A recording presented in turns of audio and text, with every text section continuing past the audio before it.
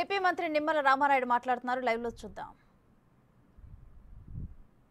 పొలం ఉంది కానీ ఆ దస్తావేజుల మీద జగన్మోహన్ రెడ్డి గారి ఫోటో, పాస్బుక్ల మీద జగన్మోహన్ రెడ్డి గారి ఫోటో, ఏదైతే ఆ సరిహద్దు రాళ్ల మీద కూడా జగన్మోహన్ రెడ్డి గారి ఫోటో.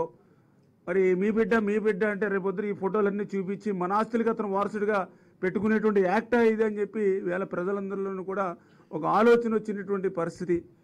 పోనీ రికార్డులను ఏదైనా మారిస్తే దాని గురించి మళ్ళీ మనం ఏదైతే అధికారులదే తుది నిర్ణయం, అంటే మన ఆస్తిని మనం అమ్మాలన్నా కొనాలన్నా తాకట్టు పెట్టాలన్నా కూడా అధికారి మీద ఆధారపడాలి. అధికారి దానికి సర్టిఫికేట్ ఇవ్వాలంటే ఎవరు ఎందుకు ఇస్తాడు?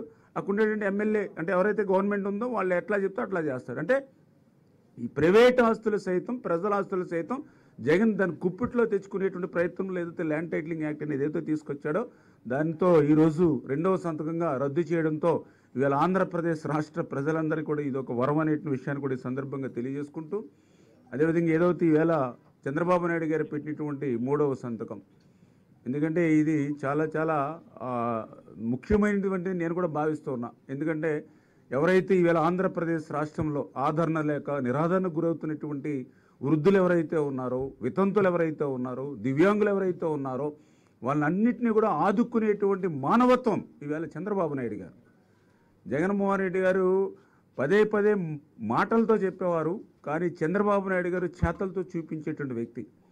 పెన్షన్స్ మీద కూడా జగన్మోహన్ రెడ్డి గారు ఎన్నో అబద్ధాలు అసత్యాలు ప్రచారం చేసినటువంటి పరిస్థితి. మరి అటువంటి పెన్షన్ని కూడా ఈరోజు చంద్రబాబు నాయుడు గారు అధికారంలోకి వచ్చిన తర్వాత 3వ సంతకం ద్వారా మరి ఏదైతే ఇప్పుడున్నటువంటి పింఛన్ ఎవరైతే వృద్ధులు వితంతులు ఎవరైతే ఉన్నారో వాళ్ళ పింఛన్ని 3,000 రూపాయల నుంచి 4,000 రూపాయలకి పెంపుదల చేయడం కానీ, అదేవిధంగా ఎవరైతే దివ్యాంగులు ఎవరైతే ఉన్నారో వాళ్ళ 3,000 పింఛన్ని 6,000 రూపాయలు పెంచేటువంటి విధంగా మరి ఈవేళ ఈ యొక్క 3వ ఫైలు, అది కూడా ఎట్లా ఈ రోజు నుంచి కాదు, ఏదైతే పింఛన్ని 4,000 రూపాయలు 6,000 రూపాయలు చేస్తామని ఏదైతే ఏప్రిల్ నెలలో ప్రజలకు ఏదైతే మాట ఇచ్చామో ఆ ఏప్రిల్ నెల నుంచే మళ్ళీ దీన్ని అమలులోకి తీసుకొచ్చేటువంటి విధంగా, అంటే ఏప్రిల్ మే జూన్ అంటే 3 నెలలకి పెంచిన 3,000 రూపాయలు, అంటే ఏప్రిల్ 1000, మే 1000, జూన్ 1000, అంటే 3,000 రూపాయలు ప్లస్ పెంచినటువంటి 4,000 రూపాయలు, అంటే 7,000 రూపాయలు రేపు జూలై 1వ తేదీన ఎన్డీఏ మన ప్రభుత్వం వచ్చిన తర్వాత ఈ ఆంధ్రప్రదేశ్ రాష్ట్రంలో ఉన్నటువంటి ప్రతి వృద్ధుడు ప్రతి వితంతువు కూడా మరి ఇంటి దగ్గరే మరి వాళ్ళు పింఛన్ అందుకునేటువంటి విధంగా, మరి దివ్యాంగులు అయితే 6,000 రూపాయలు వాళ్ళకి పెంచినటువంటి పింఛన్ అందుకునేటువంటి విధంగా ఈవేళ 3వ మరి సంతకం. ఎందుకంటే పెన్షన్లు అంటేనే తెలుగుదేశం, ఎందుకంటే అసలు ఈ రాష్ట్రంలో 35 రూపాయలతో పింఛన్ మొదలుపెట్టిందే అన్న నందమూరి తారక రామారావు గారు. మరి తర్వాత మళ్ళీ ఆ యొక్క 200 రూపాయల పింఛన్ని 2,000 రూపాయలు చేసింది కూడా మన నారా చంద్రబాబు నాయుడు గారు. మళ్ళీ ఈవేళ 3,000 పింఛన్ని 4,000 రూపాయలు చేసింది కూడా చంద్రబాబు నాయుడు గారు.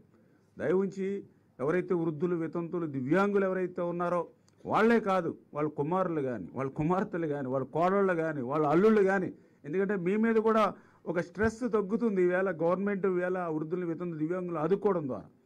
ఎందుకు చెప్తున్నానంటే పెన్షన్ల గురించి వైఎస్ఆర్సీపీ మాట్లాడడానికి కూడా వాళ్ళ అర్హత లేదు. ఎందుకంటే నేను స్టడీ చేసి చూస్తే 75 రూపాయలు పింఛన్ని 200 రూపాయలు ఆ రోజు ఎవరైతే వైఎస్ఆర్సీపీ ఆ రోజు కాంగ్రెస్ గవర్నమెంట్లో ఆ రోజు మన రాజశేఖర రెడ్డి గారు, అంటే ఆ రోజు ఆయన పెంచిందల్లా 125 రూపాయలు.